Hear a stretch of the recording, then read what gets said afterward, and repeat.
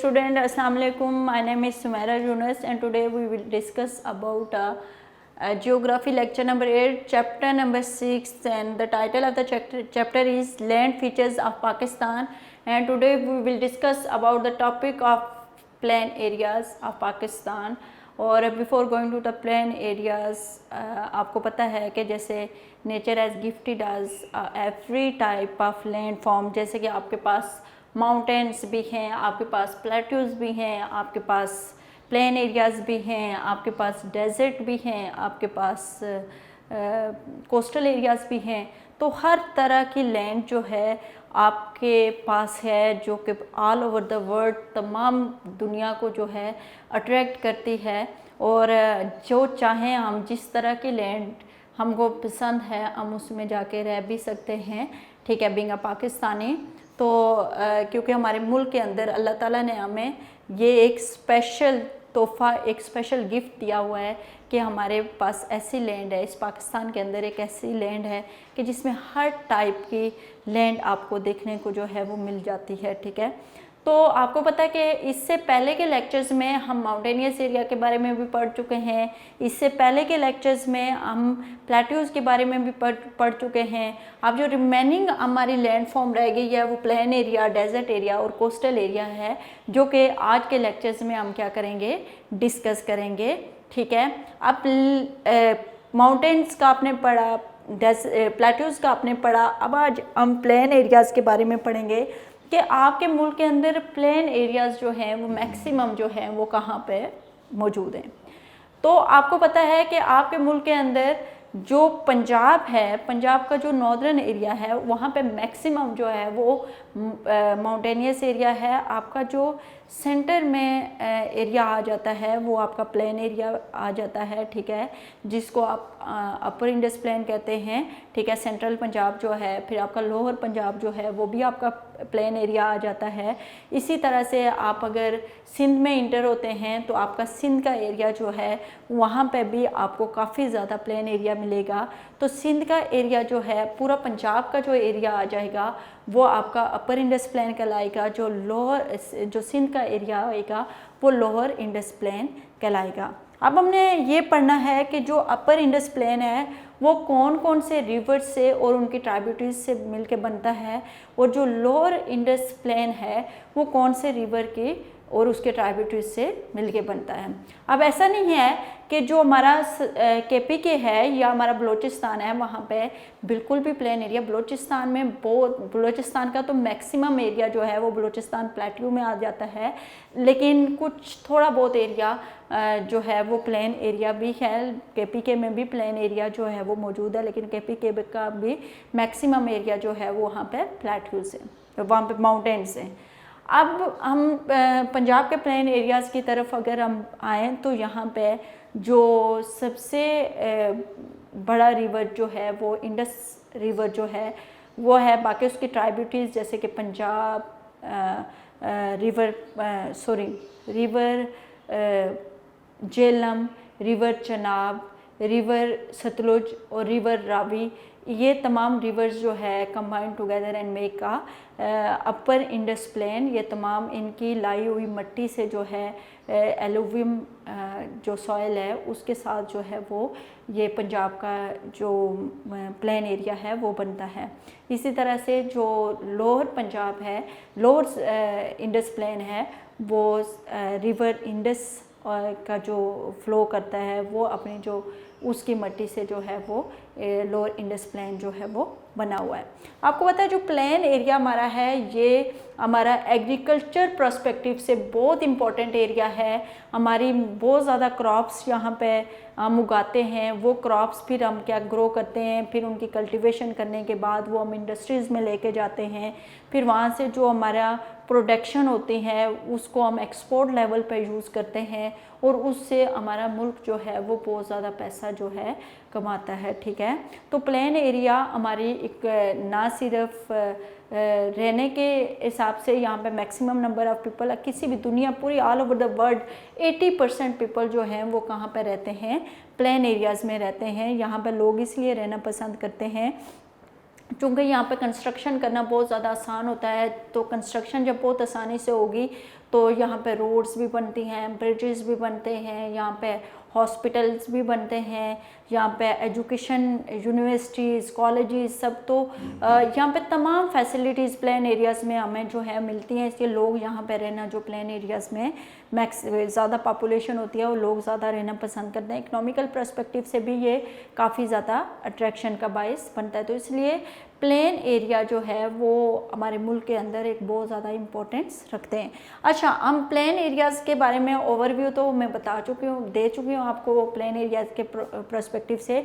अब हम plain areas को थोड़ा रीड करते हैं फ्रॉम योर बुक, कि इसमें क्या है, ताकि आप जब बुक से पढ़ें या नोट से पढ़ें, याद करने लगें तो आपको अच्छी तरह से अंडरस्टैंड हो सके। Okay, now come to the page number, आपका पेज नंबर आएगा 78। पेज नंबर 78 है, चैप्टर नंबर 6 है और द टॉपिक इज़ प्लेन्स। तो बलोचिस्तान इज़ अ प्लेटू, वो कहता है बलोचिस्तान में मैक्सिमम एरिया प्लेटू में आता है। Most of the area of Khyber Pakhtunkhwa and the northern areas comprise of high mountains. वो कहता है खैबर पख्तूनख्वा का मैक्सिमम एरिया जो है वहाँ पे माउंटेन्स है। While Punjab and Sindh have been formed by deposition of alluvium by river Indus and its tributaries. वो कहता है रिवर इंडस और उसकी ट्राइब्यूटरीज़ की लाई हुई मिट्टी से जो है वो पंजाब और सिंध का जो प्लेन एरिया है वो बना हुआ है।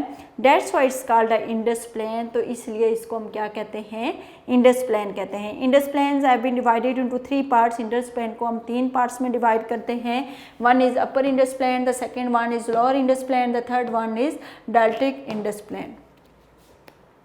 अच्छा, river Indus come out of northern mountains. अब जो रिवर इंडस है वो नॉर्दर्न माउंटेन्स से जो है वो आता है एंड इंटर इनटू प्लेन्स, और प्लेन में दाखिल हो जाता है। यह the following rivers join it. इसमें इधर यहाँ मुख्तलिफ जो रिवर हैं वो उसको ज्वाइन कर लेते हैं। It form eastern side one by one, और Jhelum, Chenab, Ravi and Sutlej up to Mithan Kot में जाके ये तमाम रिवर्स जो है वो रिवर इंडस के साथ मिल जाते हैं। ठीक है, the maximum part of Punjab has been formed by the deposition of these river. और पंजाब का जो मैक्सिमम हिस्सा है, जो सेंट्रल पंजाब और लोअर पंजाब का मैक्सिमम एरिया है, वो इन्हीं रिवर्स के लाई हुई मिट्टी से बना हुआ है। It is called upper Indus plain. तो ये अपर इंडस प्लेन कहलाएगा। इट इज़ वेरी फर्टाइल, ये बहुत ज़्यादा जरखेज़ है and very much favourable for cultivation, और फसलें उगाने के लिए बहुत ज़्यादा फेवरेबल है।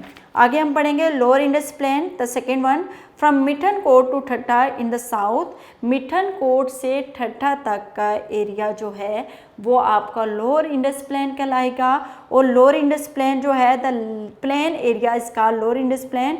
Cholistan and Thar desert are situated in the east of river Indus. अच्छा, Cholistan and Thar desert, basically Cholistan and Thar desert एक ही डेजर्ट है, जिसका जो पार्ट पंजाब में है वहाँ पे हम उसको चोलिस्तान डेजर्ट कहेंगे, और जो पार्ट सिंध में है उसको हम थर्ड डेजर्ट कहलाएंगे। ये जो है बिल्कुल इंडस रिवर के ईस्टर्न साइड पे आते हैं। ईस्टर्न इंडस रिवर इनके वेस्ट से फ्लो करता हुआ जाता है। और फिर वो कहता है कि apart from the desert the rest of the plain is suitable for the cultivation. Desert के अलावा बाकी इंडस जो सिंध का जो प्लेन एरिया है वो तमाम का तमाम कल्टिवेशन के लिए बहुत ज़्यादा बेस्ट कंसीडर होता है। अच्छा, आगे है डेल्टिक इंडस प्लेन। अब डेल्टिक कौन सा है, मैंने आपको बताया है कि जब रिवर इंडस जो है वो ठट्ठा से उसमें ठट्ठा के से सी में जो है दाखिल होने लगता है, समुंदर में दाखिल होने लगता है, कि एक डेल्टा की शेप इख्तियार कर लेता है। ये देखो, एक नैरो उसमें आते हुए वो डिफरेंट ब्रांचेस में जब डिवाइड हो जाता है, जब वो समुंदर में गिरने लगता है तो समुंदर में स्पेस उसको बहुत ज़्यादा पानी की मिलती है, तो पानी क्या हो जाता है, डिफरेंट ब्रांचेस में जो है वो फैल जाता है। जब वो डिफरेंट ब्रांचेस में फैल जाता है तो वो इस तरह की शेप इख्तियार कर लेता है। तो ये शेप जो है ये बेसिकली डेल्टा शेप कहलाती है। ठीक है, तो dates why it's called a deltaic plain, deltic Indus plain. From Thatta to the coast of Arabian Sea in the south, the plain area is called deltic Indus plain. Here the speed of the river Indus is very slow.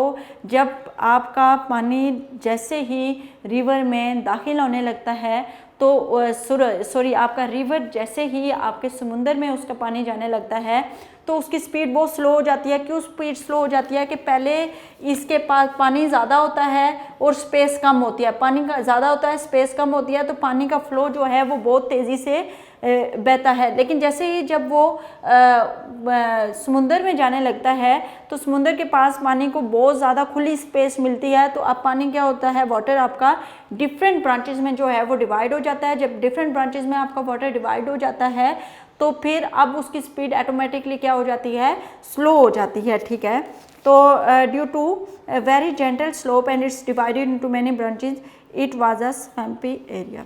Okay, desert. अब second जो part हम पढ़ेंगे इसका plain area के बाद आपका land form का।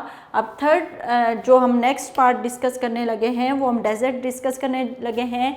पाकिस्तान के अंदर कितने डेजर्ट हैं, वैसे तो छोटे मोटे काफ़ी डेजर्ट हैं, लेकिन हम जो मेजर डेजर्ट हैं उनके बारे में पढ़ेंगे पाकिस्तान में। तो सबसे पहले जो पाकिस्तान में पंजाब के डेजर्ट के हवाले से अगर पढ़ें तो पंजाब में दो बड़े डेजर्ट हैं, एक है थल and the second one is Cholistan. ये दोनों जो हैं ये पंजाब में हैं। थल डेजर्ट जो है पंजाब के वेस्ट में आता है। ठीक है, आपके जो साल्ट माइंस हैं, आप लोगों में से मैक्सिमम बच्चे जो है खेड़ा माइंस वगैरह गए होंगे। ठीक है, वहाँ पे आपके उसी साइड पे जो है वो आपका थल डेजर्ट जो है वो सिचुएटेड है। ओके, जो पंजाब के अंदर आप लोग खेड़ा माइंस जो कि आपकी उसकी नमक की कान है जहाँ पे आपका साल्ट होता है, उसमें अगर आप लोग गए होंगे तो उसी साइड पे एक डेजर्ट है, उसका नाम है थल डेजर्ट। और दूसरा डेजर्ट जो है वो पंजाब के बिल्कुल साउथ में आता है, ईस्टर्न साइड पे साउथ की जानिब आता है, और वो बिल्कुल आप कह सकते हो कि पंजाब और इंडिया के बॉर्डर के साथ साथ आता है, और उस डेजर्ट का नाम है चोलिस्तान डेजर्ट। ठीक है, तो पंजाब में कितने डेजर्ट हैं, दो डेजर्ट हैं, थल desert and Cholistan desert.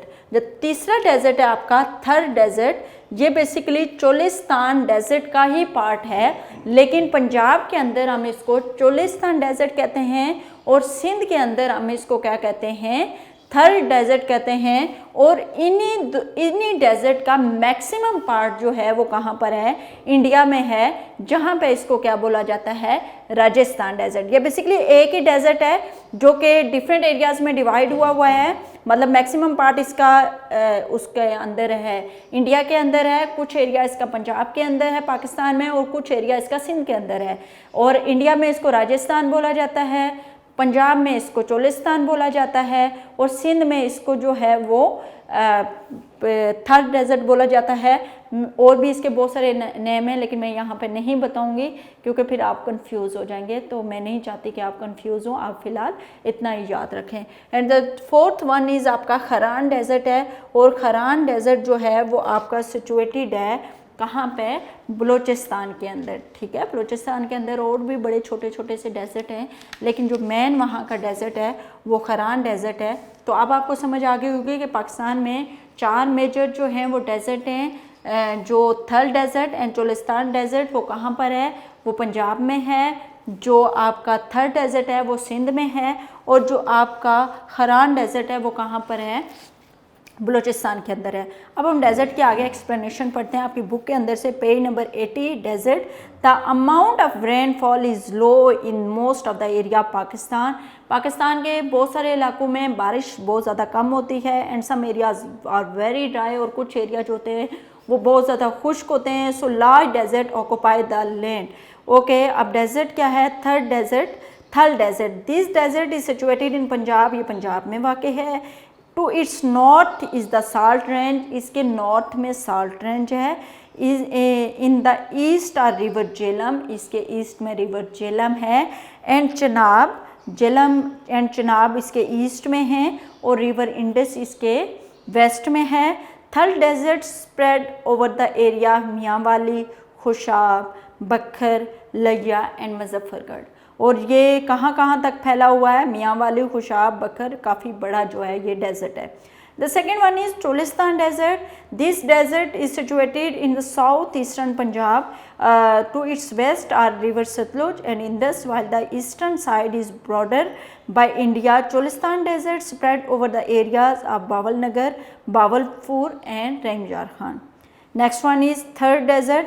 It is situated in the eastern Sindh. It joins Cholistan in the north and the Rajasthan desert of India in the east. River Indus flow in the west, ठीक है।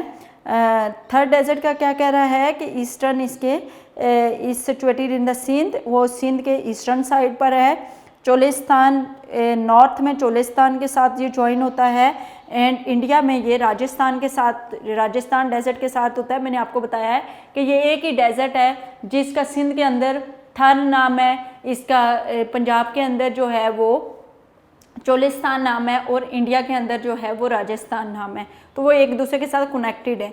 River Indus flow in the west. Thar desert spread over the areas of Ghotki, Sukkur, Khairpur, Sanghar and Tharparkar. ये तमाम areas हैं जिनको ये cover करता है, यहाँ तक फैला हुआ है। अब the fourth one is the fourth desert, जो इम्पोर्टेंट डेजर्ट है उसके बारे में हम पढ़ें तो उसका नाम है खरान डेजर्ट, जो कि कहाँ पर है, बलूचिस्तान में है। This desert is situated in the western Balochistan.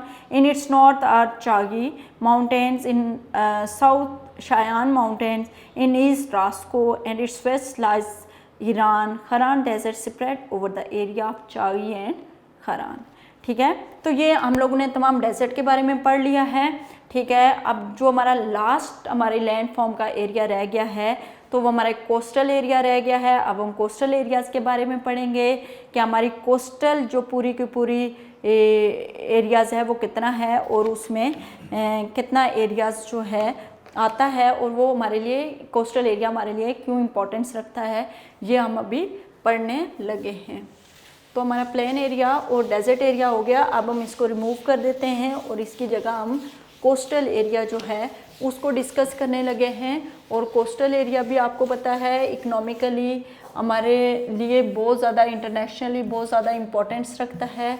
हमारी इंपोर्ट एक्सपोर्ट में जो है कोस्टल एरिया बहुत, पाकिस्तान इसीलिए ऑल ओवर द वर्ल्ड, तमाम दुनिया में अट्रैक्शन का बायस इसीलिए बना हुआ है कि हमारे पास कोस्टल एरियाज़ भी मौजूद हैं जिसकी वजह से हम पूरी दुनिया के साथ जो है वो इंपोर्ट एक्सपोर्ट कर सकते हैं। इंपोर्ट एक्सपोर्ट का मतलब कि उसके थ्रू हम अपने दूसरे ममालिक से चीज़ें मंगवा भी सकते हैं और दूसरे ममालिक को चीज़ें अपनी सेल भी कर सकते हैं। अच्छा, कोस्टल एरिया के हवाले से मैं बताती जाऊँ कि जैसे कि आपको पता है अफ़गानिस्तान और सेंट्रल एशियन कंट्री ये लैंड लॉक्ड कंट्री हैं कि इनके चारों अतराफ़ में क्या है, लैंड है, इनके चारों अतराफ़ में किसी किस्म का कोई समुंदर नहीं है, तो इन्हें दूसरे ममालिक के साथ ट्रेड करने में काफ़ी ज़्यादा जो है वो प्रॉब्लम फेस होती हैं। तो ये कंट्रीज़ जो हैं ये इनके लिए पाकिस्तान बहुत इम्पोर्टेंस रखता है क्योंकि ये पाकिस्तान की लैंड को यूटिलाइज करते हुए दूसरे ममालिक से जो है वो ट्रेड करते हैं। पाकिस्तान की जो पोर्ट्स हैं उनके थ्रू जो है वो, तो इसलिए पाकिस्तान जो है अफ़गानिस्तान और सेंट्रल एशियन कंट्रीज़ के लिए एक बहुत ज़्यादा इम्पोर्टेंस रखता है, ठीक है। अब कोस्टल एरिया भी हमारा डिवाइड हुआ है, कुछ एरिया हमारा इसका सिंध के अंदर है, कुछ कोस्टल एरिया जो है हमारा बलूचिस्तान के अंदर है, ठीक है। अभी आपको पता है कि हमारे जो कोस्टल एरियाज़ हैं उसमें और ज़्यादा डेवलपमेंट होने लगी है।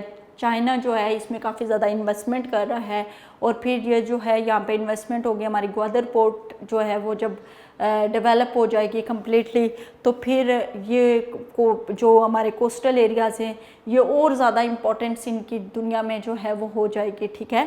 तो अब कोस्टल एरियाज़ के बारे से हम बात करें तो Arabian sea is situated in the south of Pakistan.